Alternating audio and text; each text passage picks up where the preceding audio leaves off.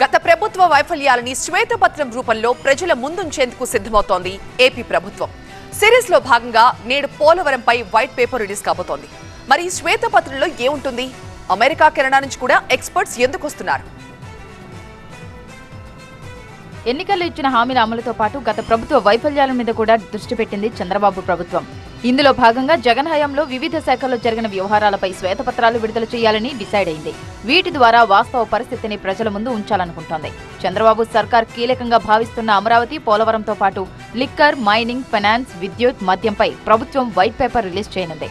నేటి నుంచి ప్రారంభించి వచ్చే నెల 18వ తేదీ వరకు మొత్తం 7 శాఖలపై ప్రభుత్వం ఈ శ్వేతపత్రాలను విడుదల చేస్తుంది. ఈ సిరీస్ లో భాగంగా నేడు పోలవరంపై వైట్ పేపర్ రిలీజ్ చేయనుంది ఏపీ ప్రభుత్వం. అధికారం చేపట్టిన తొలి వారమే పోలవరం ప్రాజెక్టును క్షేత్రస్థాయిలో పరిశీలించిన సీఎం చంద్రబాబు ప్రాజెక్టుపై ఒక అంచనాకు వచ్చారు.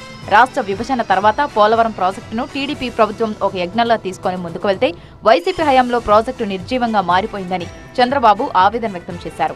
అధికారులు చెబుతున్న లెక్కల ప్రకారం ప్రాజెక్టు పూర్తి చేయడానికి కనీసం 4 సీజన్లు అంటే 4 సంవత్సరాలు పడుతుందని ప్రభుత్వం అంచనా వేస్తోంది. ఈ క్రమంలో రాష్ట్రానికి జీవనాడి లాంటి పోలవరం ప్రాజెక్టు విషయంలో అసలు వైసీపీ పాలనలో ఏం జరిగింది, ఎంత మేర నిధులు ఖర్చు చేశారు, వాస్తవంలో జరిగిన పనులెంత, టీడీపీ పాలనలో జరిగిన పనులకు వైసీపీ పాలనలో జరిగిన దానికి తేడాలేంటి అనే వివరాలతో శ్వేతపత్రాన్ని విడుదల చేస్తున్నారు. పోలవరం ఎప్పటిలోగా పూర్తయ్యే అవకాశం ఉందన్న అంశం కూడా శ్వేతపత్రంలో వివరించే అవకాశం ఉంది. అతిపెద్ద తప్పు కాదు, తప్పు కంటే కూడా ఒక శాపంగా మార్చేశారు రాష్ట్రానికి.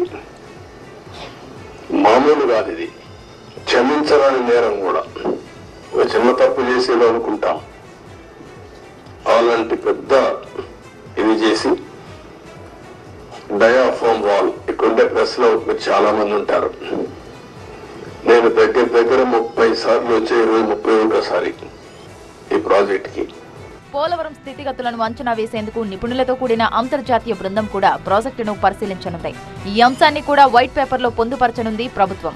మొత్తంగా చూస్తే వైసీపీ పాలనలో జరిగిన అవినీతి, అక్రమాలను ప్రభుత్వ పరంగా ప్రజల్లోకి తీసుకువెళ్లి గత పాలనను, జగన్ తీరును ఎండగట్టాలని టీడీపీ వ్యూహాత్మకంగా అడుగులు వేస్తున్నట్టు కనిపిస్తోంది. మరి దీనిపై వైసీపీ ఏ విధంగా కౌంటర్ ఇస్తుందో చూడాలి.